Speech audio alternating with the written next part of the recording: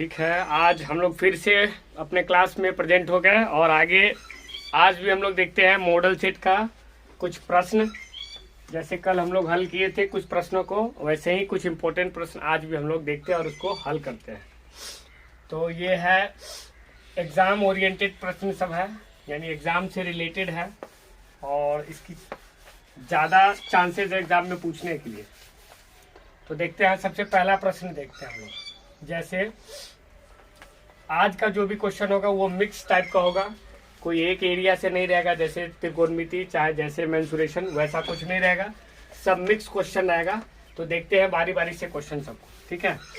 पहला क्वेश्चन है, सबसे पहले हम क्वेश्चन लेते हैं कि 5 लगातार प्राकृतिक संख्याओं का माध्य होगा। लिखा है प्रथम 5, क्या लिखा है? प्रथम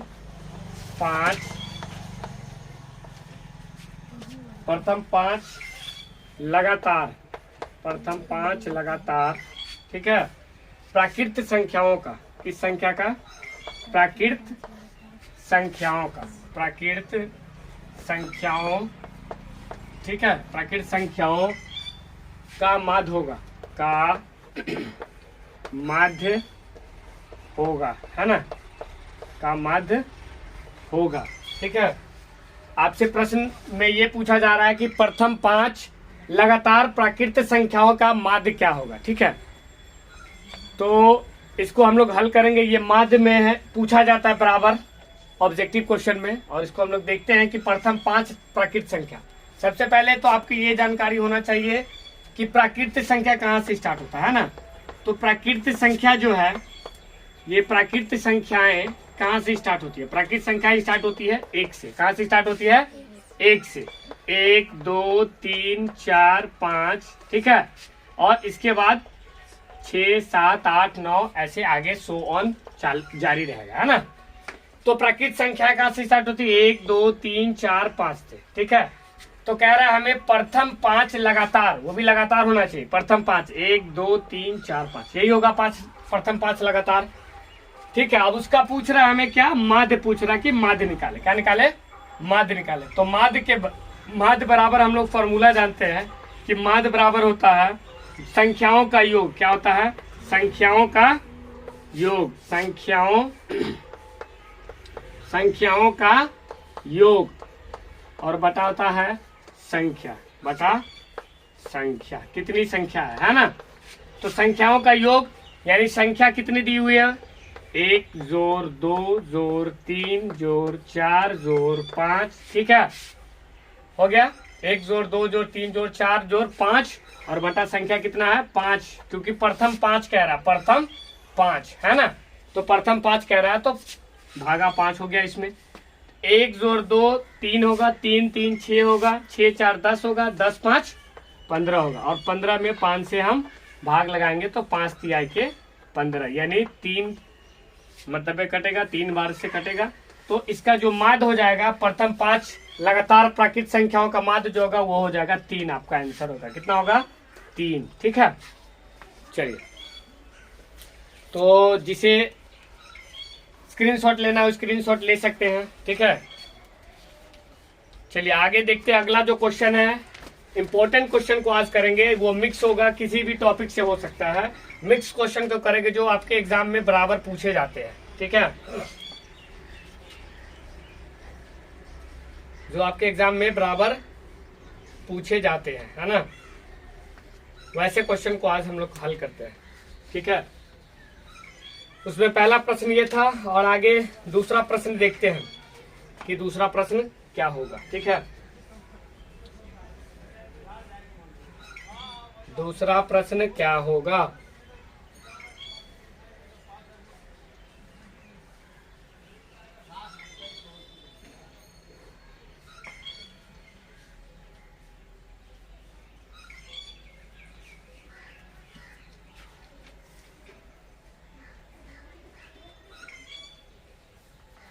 ठीक है,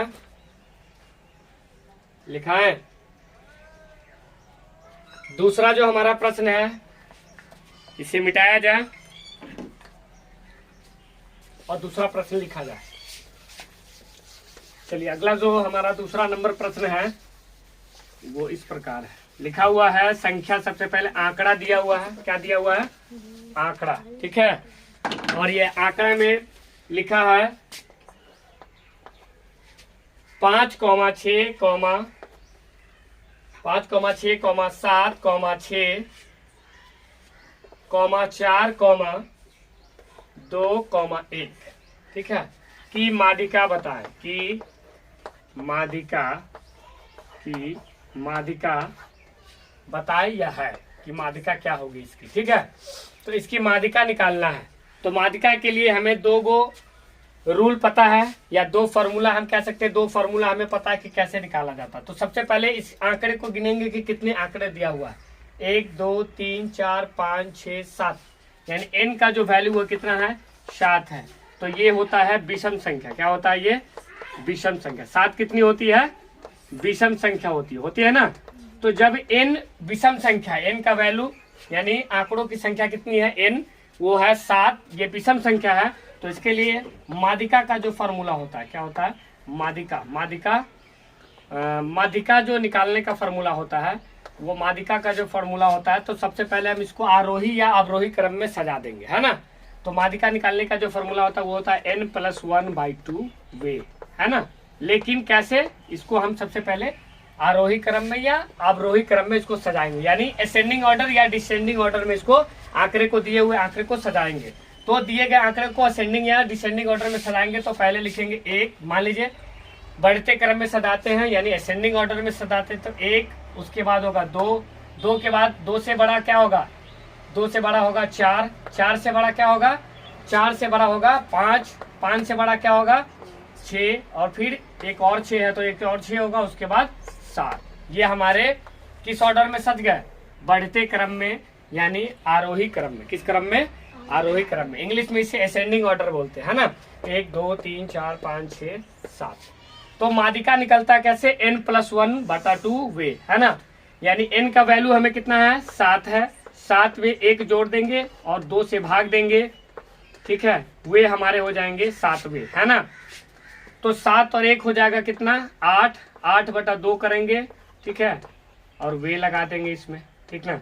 तो 2 से हम 8 को कट करते हैं तो 4 टाइम्स कट होता है, यानी 4 वे। 4वें नंबर पर जो अंक होगा वही हमारा मादिका होगा। क्या होगा, मादिका। तो पहला, दूसरा, तीसरा, चौथा नंबर पर कौन है, 5 है ना। 4वें नंबर पर संख्या 5 है, इसलिए मादिका हमारा होगा 5। कितना होगा, 5। देखिए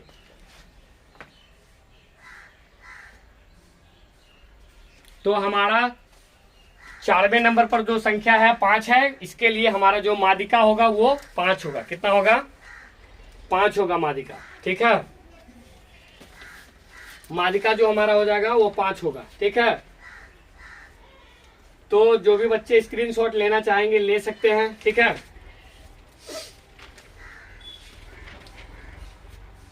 अगला जो क्वेश्चन है हमारा, नोट कर लिए। अगला क्वेश्चन हमारा जो इम्पोर्टेंट क्वेश्चन सब है, बस मैं उसी को आज करा रहा हूं, जो एग्जाम में आने की जिसकी पूरी संभावना है और एग्जाम ओरिएंटेड है। ऐसा सवाल आपके एग्जाम में जरूर पूछा जाएगा, लॉन्ग क्वेश्चन में या ऑब्जेक्टिव क्वेश्चन में। तो हमें उसके लिए रेडी रहना है। मिटा दिया जाता है और अगला क्वेश्चन लिख रहा हूं, ठीक है। तीसरा नंबर क्वेश्चन हम लोग लिखेंगे कि तीसरे नंबर क्वेश्चन को कैसे बनाएंगे, ठीक है। तो तीसरा हमारा इम्पोर्टेंट क्वेश्चन है, वो क्वेश्चन है हमारा तीसरा नंबर क्वेश्चन। हाँ, तीसरा नंबर क्वेश्चन अगर हम लेते हैं तो ले सकते हैं। सबसे पहले हम लेंगे, चलिए लेते हैं त्रिकोणमिति से लेते हैं, ठीक है। यदि थीटा का मान अगर हमें दिया हुआ, क्या दिया है, थीटा का मान कितना दे रखा है, 45 डिग्री। कितना दे रखा है, 45। तो tan स्क्वायर थीटा, क्या पूछ रहा है हमसे, tan स्क्वायर थीटा, ठीक है, प्लस 1/sin स्क्वायर थीटा का मान है तो आपको मान बताना है, ठीक है। कि यदि थीटा बराबर 45 डिग्री है तो tan स्क्वायर थीटा प्लस 1 बटा साइन स्क्वायर थीटा का मान क्या है, ठीक है। तो निकालेंगे हम इसको कि हमें अगर इसमें ज्ञात क्या है, हमें दिया हुआ है कि थीटा का वैल्यू कितना दे रखा है 45 डिग्री, कितना है 45 डिग्री, ठीक है। और हमें निकालना क्या है tan स्क्वायर थीटा प्लस 1 बटा साइन स्क्वायर थीटा, ठीक है। तो हमें निकालना है, ठीक ना। तो थीटा का मान जब ये 45 डिग्री रखा हुआ है, दिया हुआ है हमें, तो हम इसमें इस जिसका मान हमें निकालना है उसमें हम थीटा का वैल्यू रखेंगे, ठीक है। तो tan स्क्वायर, ठीक है, tan स्क्वायर थीटा प्लस 1 बटा साइन स्क्वायर थीटा, यही ना हमें दिया हुआ है साइन स्क्वायर थीटा। तो हमें पता है कि tan स्क्वायर थीटा का मान हम रखते हैं 45 डिग्री, यानी tan स्क्वायर क्या लिखेंगे, tan स्क्वायर 45 डिग्री, कितना लिखेंगे 45 डिग्री, फिर जोड़ 1 बटा साइन स्क्वायर क्या लिखेंगे, साइन स्क्वायर 45 डिग्री, ठीक है। हमको ये भी पता है कि tan 45 का मान क्या होता है, tan 45 का मान 1 होता है, तो 1 रख देंगे, और tan स्क्वायर 45 है तो 1 का स्क्वायर कर देंगे, करेंगे ना। फिर जोड़, फिर 1 बटा साइन 45 का मान होता है, साइन 45 क्या होता है, साइन 45 का मान होता है 1 बटा √2, है ना। तो 1 बटा √2 होता है। अब 1 बटा √2 साइन स्क्वायर 45 है, यानी 1 बटा √2 का स्क्वायर कर देंगे, करेंगे ना स्क्वायर। हाँ चलिए इतना नोट करिए पहले 1 प्लस 1 बाई √2 का स्क्वायर, ठीक है।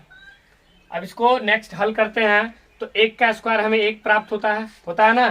फिर ऐड करेंगे 1 बाई हो जाएगा 1 का स्क्वायर 1 होगा, √2 का स्क्वायर करने से हम पहले ही बता चुके हैं √2 का स्क्वायर होता है 2, कितना होता है, जब ये हम √2 का स्क्वायर करते हैं तो हमें मिलता है कितना, सीधा 2 मिलता है, कितना मिलता है √2 गुने √2 करेंगे तो हमें कितना मिलेगा, 2 मिलेगा, क्या मिलेगा 2 मिलता है। ये याद रखिएगा, कंफ्यूज मत होइएगा, 2 होता है, √2 गुने √2 करेंगे तो कितना मिलेगा, हमें 2 मिलेगा, ठीक है। चलिए इसको अब हल करते हैं आगे। तो इसको आगे हल करेंगे, ऊपर का सबसे पहले ऊपर का मिटा दे, ऊपर का क्वेश्चन मिटा देते हैं, ठीक है। तो इसको हम नेक्स्ट जब हल करते हैं तो हमें कितना प्राप्त होता है, यहां पर हल करते हैं, ठीक है। 1 प्लस 1 बाई 2 है ना, तो 1 बाई, जब 1 बाई 2 को ऊपर ले जाएंगे 2 ऊपर होगा, नीचे 1 होगा, तो 1 प्लस 2 1 जा 2 और 1 का 1 नहीं रहेगा, तो ठीक है। तो 1 प्लस 2 यानी 3 होगा, क्या होगा इसका आंसर 3। कितना वैल्यू आएगा इसका, 3 आएगा, ठीक है, 3 इसका वैल्यू आएगा, ठीक ना। चलिए आगे हम लोग लेते हैं, एक इंपॉर्टेंट क्वेश्चन है, समांतर श्रेणी से है, कैसा है, समांतर श्रेणी से, ठीक है। तो ये चौथा नंबर प्रश्न होगा, अब जो लिखाएंगे वो होगा चौथा नंबर प्रश्न, ठीक है। मिटाया जाए इसे, चलिए मिटाते हैं।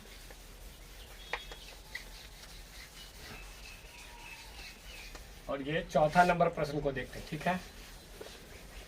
चौथा नंबर प्रश्न हमसे क्या पूछ रखा है कि एपी में है, ये किस में है, एपी में है, ठीक है। और हमारा एक सीरीज दिया हुआ है 3, 8, 13, डैश डैश, 253 है ना, में अंतिम पद से क्या पूछ रहा है, में अंतिम पद से क्या पूछ रहा है, अंतिम पद से, अंतिम पद से कह रहा है 20वां, क्या पूछ रहा है 20वां, अंतिम से पूछ रहा है, क्वेश्चन को ठीक से पढ़िएगा, 20वां पद कितना होगा, 20वां पद, ठीक है, कितना है, 20वां पद कितना है। चलिए आपसे ये प्रश्न पूछ रहा है, ठीक है। तो इस तरह के प्रश्न को सबसे पहले हम समझेंगे कि ये तो एपी में दिया हुआ है, सीरीज क्या है 3, 8, 13, डैश डैश, 253 है ना। हमसे पूछ क्या रहा, अंतिम पद से, किससे पूछ रहा है, अंतिम पद, अंतिम यही है ना, ये अंतिम पद है और ये प्रथम पद है। हमने अर्थमेटिक प्रोग्रेशन यानी समांतर श्रेणी पर एक वीडियो भी बना रखा है, जो आप पीछे के वीडियो में देख सकते हैं, ठीक है, उससे समझ सकते हैं कि इसको बोलते हैं अंतिम पद, इसको बोलते हैं प्रथम पद, है ना। तो अंतिम से कह रहा है, हमारे प्रश्न में क्या कह रहा है, अंतिम पद से 20वां पद कितना होगा, है ना, अंतिम पद से 20वां पद कितना होगा, यानी, ठीक है। तो सबसे पहले हम क्या करेंगे, ये जो हमें दिया हुआ 3,8,13 दिया है ना, कॉमा डैश डैश 253, है ना। तो ए हम इसी को मानेंगे, क्या मानेंगे, ए मानेंगे 3 को, डी तो हमें ज्ञात है 5 है, ठीक है। और सबसे लास्ट पद क्या है, टीएन पद जो है वो मान लेंगे 253, इस पर बनेगा सवाल, है ना। जो अंतिम पद है ना उसको मान के चलेंगे, टीएन जो है 253। तो एन का वैल्यू हम सबसे पहले ज्ञात करेंगे कि एन कितने हैं, टोटल नंबर ऑफ टर्म्स कितना है ना, पदों की संख्या। तो पदों की संख्या निकालेंगे इसी फॉर्मूला से, a plus n minus 1 into d, ठीक है। तो हमें टीएन जो है वो लेंगे 253 बराबर, प्रथम पद कितना है, प्रथम पद कितना है 3 है, फिर हो जाएगा जोड़ n माइनस 1 है, कितना है n माइनस 1 है ना, n माइनस 1 है। तो n तो हमें पता नहीं, n तो निकालना ही, n माइनस 1 हमें ऐसे ही रहने देते। डी का मान क्या रखते हैं, डी का मान कितना है 5 है, कितना है 5 है, ठीक है। तो 253 है, 253 ऐसे ही रहने देंगे, 3 है, तो 3 को हम अगर दाहिने साइड से बाएं साइड लाएंगे तो किसमें होगा, माइनस में होगा, है ना। और इसको रहने देंगे n माइनस 1 इंटू 5, है ना। तो 253 में से 3 गया तो हो जाएगा 250, है ना। और ये 5 मल्टीप्लाई में है, इधर आएगा तो 5 डिवीजन में होके n माइनस 1 बराबर 1, है ना, n माइनस 1 हो जाएगा। 5 से 250 को काटेंगे तो कितना मरतबे कटेगा, 50 25 यानी 50 मरतबे कटेगा, 50 बराबर हो जाएगा n माइनस 1। तो क्या होगा, n बराबर हो जाएगा 50 प्लस 1, यानी n का जो वैल्यू आएगा, यानी पदों की संख्या कितनी आ गई, 51 पद आ गया। कितना पद आ गया, 51। पहले n का वैल्यू निकालेंगे, वो जो हम पहले इससे पहले जो बना रहे थे वो उस तरीका से हमारा आंसर गलत आता, ठीक है, क्योंकि हमें 253 से ज्यादा आ रहा था, यानी उसके बाद वाले पद आ रहे थे, जबकि हमको उससे पहले वाले पद की जरूरत है ना। तो टोटल कुल पदों की संख्या हमें कितने में निकल के आई है, 51। लेकिन हमसे क्या पूछा जा रहा है, अंतिम से 20वां पद, है ना। तो सबसे पहले इसको नोट डाउन करिए, ठीक है। इतना लिखने के बाद, ठीक है, अब अंतिम से 20वां पद पूछा जा रहा है ना, कितना, अंतिम से 20वां। तो शुरुआत से और अंतिम तक के बीच में कितना पद है, टोटल 51 को पद है, कितना पद है 51। और अंतिम से हमें पूछा जा रहा है कितना, 20वां पद। तो 20वां पद इसमें से घटा देंगे, कितना पद घटाएंगे, 20वां पद घटा देंगे, ठीक है। अंतिम से 20 को पद अगर घटाएंगे तो क्या आएगा हमें, 1 और 5 में से 2 गया तो 3, यानी 31 नंबर पर जो पद होगा वही पद को हमें निकालना पड़ेगा, ठीक है। शुरुआत से जो 31 नंबर पर पद होगा वही पद को निकालना पड़ेगा, ठीक है। चलिए इसको मिटाया जाए, ये लॉन्ग क्वेश्चन के तौर पर बन गया, है ना, क्योंकि इसको समझना था।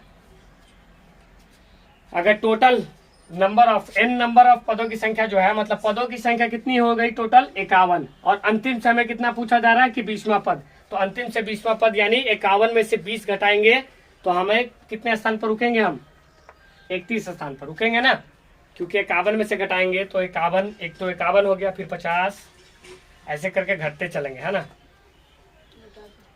मिटा दें, चलिए इसको मिटाते हैं और शुरुआत से 31वां पद निकालेंगे तो आ जाएगा, हो गया। चलो इसको मिटा देते हैं। अब ये कुल पदों की संख्या जो हमें 51 निकल के आया ना, 51, तो ये कुल पदों की संख्या है 51, है ना। अब 51 कुल पदों की संख्या है, इसमें से हम क्या घटा दिए, अंतिम से 20, क्योंकि 20वां पद हमें पूछ रहा है, कितना पूछ रहा है, 20वां पद, अंतिम से 20वां पद पूछ रहा है, तो कितना होगा 31। अब 31 के बाद देखते हैं 50 तक, 51 तक के बीच में कितना पद आता है, 31 32, है ना, 33, फिर 34, ठीक है, 35 36, इस तरह से करते हुए 37 38, ठीक है, 39 40, है ना, 40 आया, ठीक है। 1 2 3 4 5 6 7 8 9 10, ये 10 है। और उसके बाद क्या हो जाएगा, उसके बाद अगर 11, 10 और 11 21 हो जा रहा है ना। यानी आप अगर देखेंगे तो 41, फिर है 42 43 44 45 46 47 48 49, तब है 50 और 51, टोटल 51 पद है ना।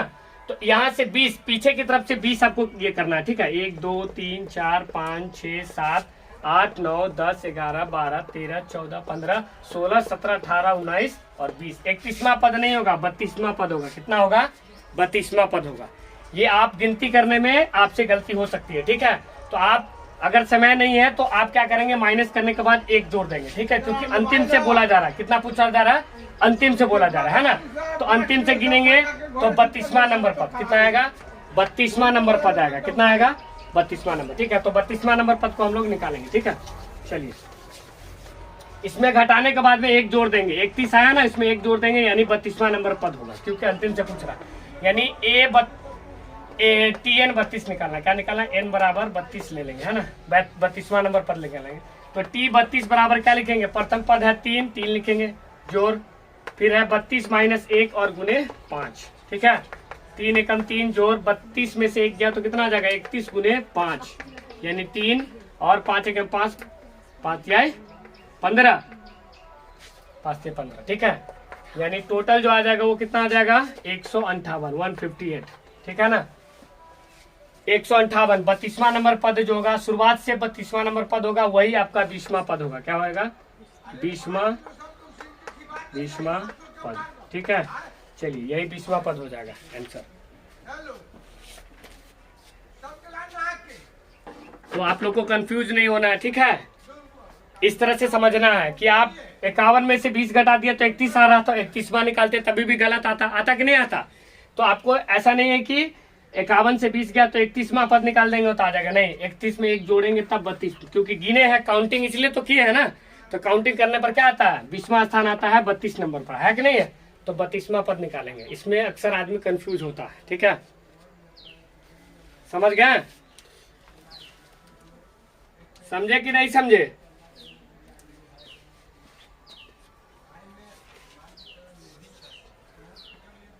चलिए आगे बढ़े, इस क्वेश्चन को भी मिटाते हैं, ठीक है।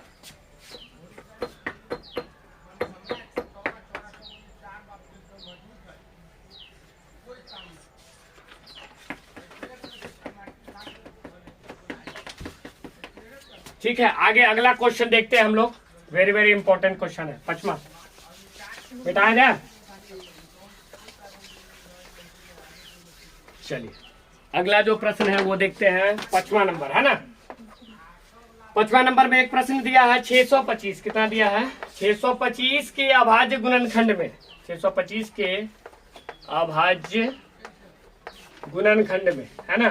625 के अभाज्य गुणनखंड में 5 का अधिकतम घातांक क्या है? 5 का अधिकतम, क्या पूछ रहा है? 5 का अधिकतम घातांक, 5 का अधिकतम घातांक क्या है? 5 का अधिकतम घातांक क्या है, ठीक है। आपसे क्या प्रश्न किया जा रहा है, आप इसको सबसे पहले समझेंगे, ठीक है, कि 625 के अभाज्य गुणनखंड में 5 का अधिकतम घातांक क्या है। तो सबसे पहले आपको जानना चाहिए कि 5 जो है वो अभाज्य संख्या होता है। 5 क्या होता है? अभाज्य संख्या। वैसी संख्या को अभाज्य संख्या कहते हैं जिसका केवल 2 गुणनखंड हो। क्या हो? जिसका केवल 2 गुणनखंड हो, ठीक है। जैसे मान के चलिए 2 जो है इसका सिर्फ 2 ही को गुणनखंड होता है, एक होता है 1 और दूसरा होता है 2। 3 जो होता है उसका भी केवल 2 ही गुणनखंड होता है, एक होता है 1, दूसरा होता है स्वयं वो, यानी 3। 5 भी होता है, 5 को भी देखिएगा तो सिर्फ इसका एक गुणनखंड 1 होता है, एक होता है 5, इसके अलावा इसका कोई गुणनखंड नहीं होता। तो ये सारे संख्याओं को, ऐसे ही संख्या को, जैसे 7 भी है, 1 और 7, ऐसे सारे संख्याओं को क्या कहते हैं? अभाज्य गुणनखंड कहते हैं। इसके आगे भी है, ठीक है। अभाज्य क्या कहते हैं? अभाज्य संख्या कहते हैं। क्या कहते हैं? अभाज्य संख्या। क्या है? अभाज्य संख्या। क्यों? क्योंकि इसका केवल 2 गुणनखंड हो। तो जिन भी संख्या का केवल 2 गुणनखंड हो उसे कहते हैं अभाज्य संख्या। क्या कहते हैं? अभाज्य संख्या, ठीक है। ठीक है, हो गया। तो हम लोग देखते हैं कि कह रहा है कि 625 के अभाज्य गुणनखंड में 5 का, क्या कह रहा है? 5 का अधिकतम घातांक क्या होगा? किसका पूछ रहा है? 5 का, ठीक है। तो 625 का पहले अभाज्य गुणनखंड करते हैं, ठीक है बच्चों। तो 625 का अभाज्य गुणनखंड करते हैं इसको रफ करने के बाद, ठीक है। तो 625 का सबसे पहले अभाज्य गुणनखंड करते हैं, ठीक है। जैसे 625 का अभाज्य गुणनखंड क्या करेंगे, जैसे 625 है इसका अभाज्य गुणनखंड करें तो जिसकी भी इकाई संख्या इकाई के स्थान पर क्या है, इकाई के स्थान पर क्या रहे, इकाई के स्थान पर 0 रहे या फिर 5 रहे, क्या रहे 0 या 5 रहे, तो उसमें सबसे पहले किससे भाग लगाएंगे, 5 से लगाएंगे। ठीक है, तो 5 से जब इसमें भाग लगाएंगे, क्योंकि इसकी इकाई के स्थान पर कितना है 0 या 5 में से 5 है, इसलिए 5 से लगाएंगे तो आएगा 125। कितनी आएगी 125। फिर इसको लगाएंगे 5 से तो आएगी 25, फिर इसको 5 से लगाएंगे तो आएगा 25, आएगा ना। तो 1 2 3 4 यानी 625 का अभाज्य गुणनखंड कितना आ रहा है, 5 के पावर 4 आ रहा है। तो अधिकतम जो घातांक आपसे पूछा जा रहा था 5 का, वो घातांक कितना होगा, घातांक यानी पावर इसका कितना होगा 4 होगा। कितना होगा 4। तो इस प्रकार हमारे वीडियो को देखें और समझे। ठीक है, और अगर आप लोग को अच्छा लगता है तो ज्यादा से ज्यादा लाइक करें और सब्सक्राइब करें हमारे चैनल को। ठीक है, चलिए फिर आगे देखते हैं छठा नंबर प्रश्न। छठा नंबर प्रश्न देखते हैं। छठा नंबर प्रश्न देखते हैं, और इस तरह के सवाल आपके एग्जाम में एकदम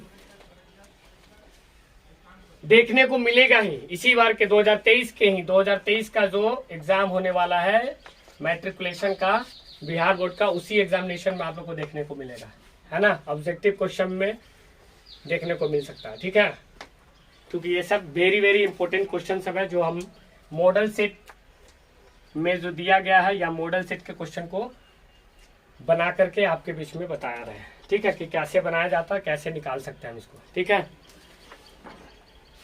ठीक है, आप छठे नंबर प्रश्न को लिखते हैं और इसको हल करते हैं, मिटाया जाए। चलिए, समझ में आ रहा है ना आप लोग को, समझ में आ रहा है तो बताइए। ठीक है, छठा नंबर प्रश्न देखते हैं कि छठे नंबर प्रश्न में क्या दे रखा। ठीक है, छठे नंबर प्रश्न में जो दे रखा है वो प्रश्न हम लेते हैं। ठीक है,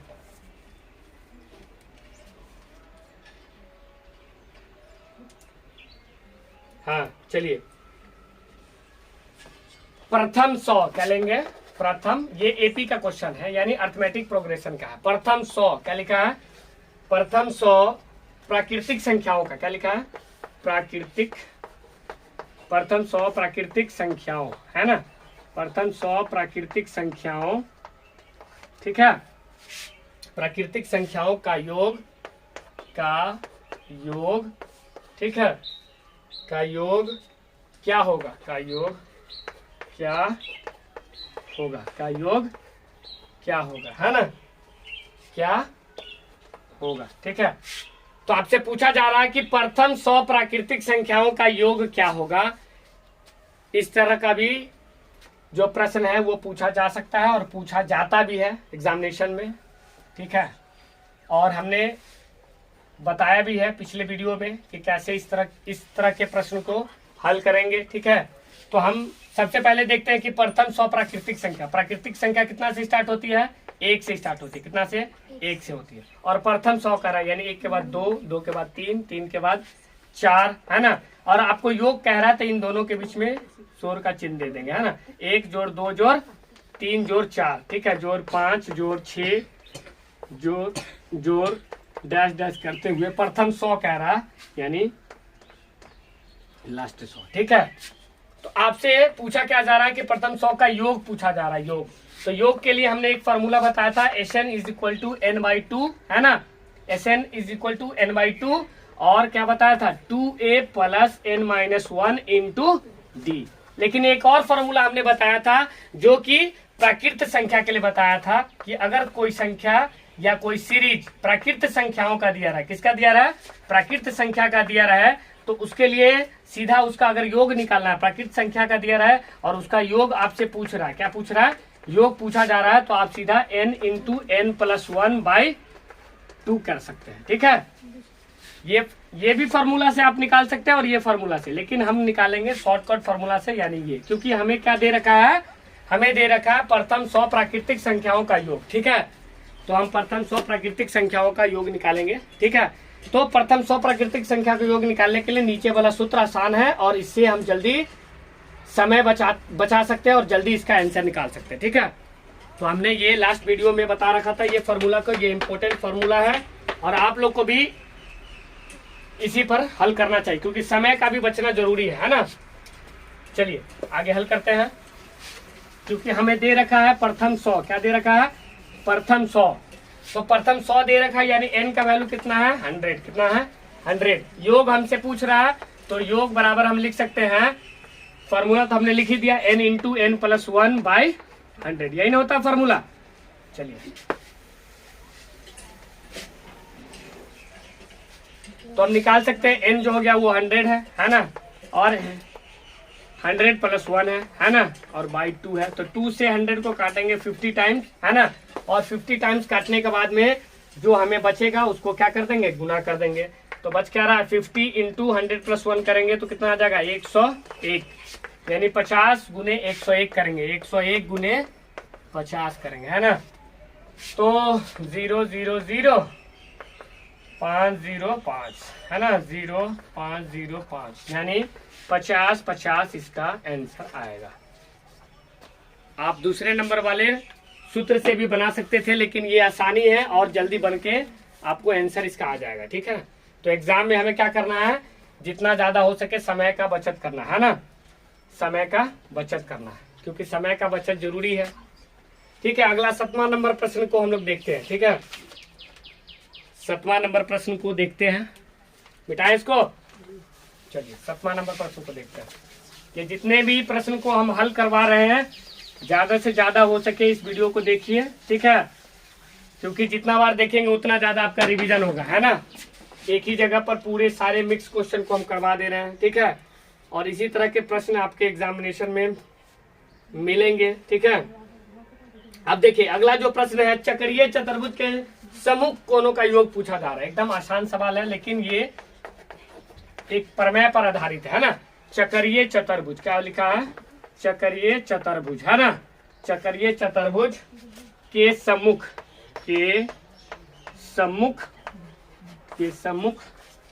कोणों का योग, के सम्मुख कोणों का योग, सम्मुख कोणों का योग होता है, कितना होता है वो आपसे पूछ रहा है ना कि सम्मुख कोणों का योग कितना होता है। पता है किसी को सम्मुख कोणों का योग आपसे पूछ रहा है। चक्रीय चतुर्भुज कहते किसे है, पहले ये जानते कि चक्रीय चतुर्भुज कहते किसे है ना। तो वैसा चतुर्भुज जिसका प्रत्येक भुजा या प्रत्येक शीर्ष, क्या बोलेंगे प्रत्येक शीर्ष, भुजा नहीं, प्रत्येक शीर्ष किस पर हो, एक वृत्त पर हो, किस पर हो वृत्त की परिधि पर हो, उसे क्या कहेंगे चक्रीय चतुर्भुज, क्या कहेंगे चक्रीय चतुर्भुज। वैसा चतुर्भुज जिसकी प्रत्येक शीर्ष किस पर हो, वृत्त की परिधि पर हो, किस पर हो वृत्त की परिधि पर हो। जैसे मान लीजिए ABCD, इसे क्या कहेंगे एक चक्रीय चतुर्भुज कहेंगे, क्या कहेंगे एक चक्रीय चतुर्भुज कहेंगे है ना। तो एक चक्रीय चतुर्भुज है। अब ये चक्रीय चतुर्भुज में पूछ रहा है आपसे कौन सा कोण, सम्मुख कोण, कौन सा कोण सम्मुख कोण। सम्मुख मतलब A के सम्मुख में C होगा, होगा कि नहीं होगा, कोण A के सम्मुख में कोण C होगा, कोण D के सम्मुख में कोण B होगा, होगा ना, इसी को कहा जाता है सम्मुख कोण। तो ये दोनों का योग पूछा जा रहा है कि सम्मुख कोणों का योग कितना होता है। तो कोण A प्लस कोण C बराबर होता है 180 डिग्री, कितना होता है 180। उसी तरह कोण B और कोण D जो होता है वो भी होता है 180 डिग्री, ठीक है। तो इसका आंसर आ गया कि सम्मुख कोणों का योग हम लिख सकते हैं कि सम्मुख, क्या लिख सकते हैं सम्मुख कोणों का योग, सम्मुख कोणों का योग क्या लिख सकते हैं 180 डिग्री, कितना लिख सकते हैं 180 डिग्री, ठीक है बच्चों 180 डिग्री। चलिए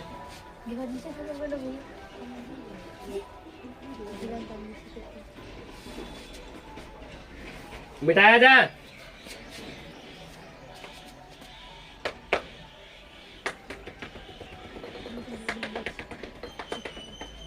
ठीक है, तो 8वां नंबर प्रश्न को देखते हैं। अगला प्रश्न, अगला जो प्रश्न है उसको भी देखते हैं।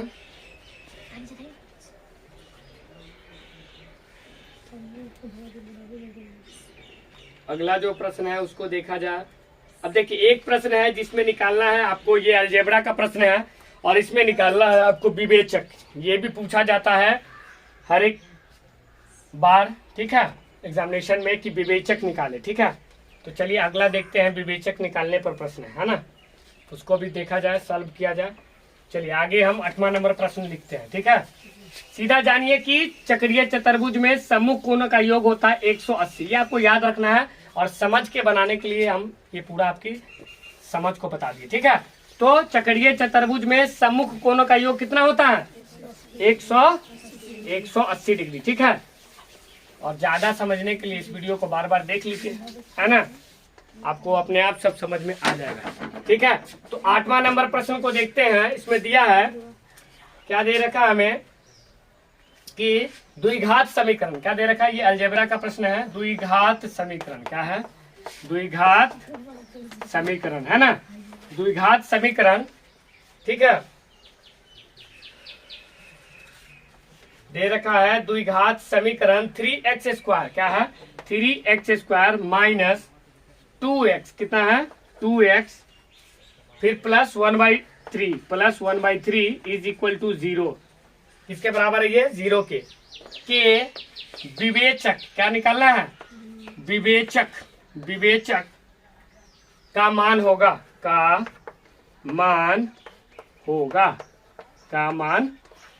ठीक है। तो ये पहले प्रश्न को पढ़िए और देखिए कि इसमें दिया क्या है और निकालना क्या है आपको।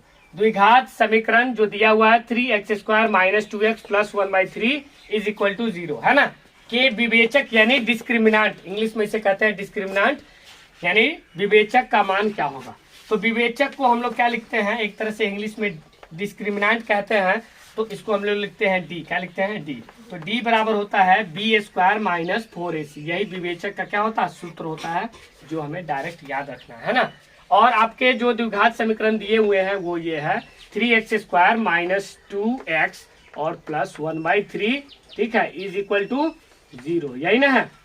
तो इसमें देखेंगे कि जो x² का जो कोफिशिएंट होता है उसे कहते हैं a, जो x का कोफिशिएंट होता है उसे कहते हैं b, और जो विदाउट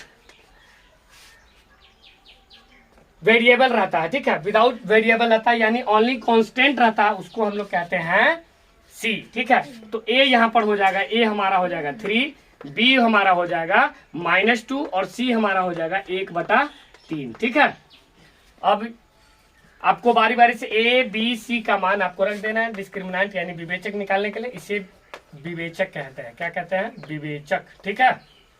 तो d इज इक्वल टू हो जाएगा b का स्क्वायर, b कितना है? b है -2 का स्क्वायर, कितना है? -2 का स्क्वायर, माइनस 4 गुने a क्या है? a है 3, है ना, ये 3 गुने c का मान कितना है? 1/3 है ना। तो आपको क्या करना है? 3 से 3 कैंसिल कर देना है ना, बच गया। -2 का स्क्वायर करेंगे, -2 का स्क्वायर का मतलब हो जाता है -2 गुने -2, है ना। तो माइनस माइनस हो जाएगा +4 हो जाएगा, है ना, यानी 4 फिर माइनस क्या हो जाएगा? 4 गुने 1 करेंगे 4, 4 में से 4 गया तो 0 आ जाएगा, यानी इसका विवेचक कितना आएगा? 0, यानी 0 आएगा। क्या आ जाएगा? 0, ठीक है।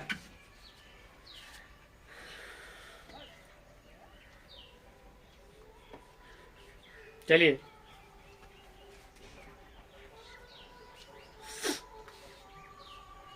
इसी पर अलजेब्रा पर ही अगला जो प्रश्न है, एक और प्रश्न को देखते हैं, वो भी इम्पोर्टेंट है और हमेशा इसी पर सवाल आते हैं, इसी पैटर्न पर आते हैं, या यही सवाल भी पूछा जा सकता है इस बार के एग्जामिनेशन में, ठीक है। तो देखते हैं अगला 9वां नंबर प्रश्न को, ठीक है, मिटाएं इसे।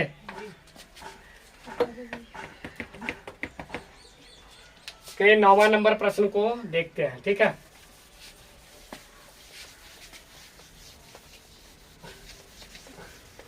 नौवां नंबर प्रश्न को देखते हैं।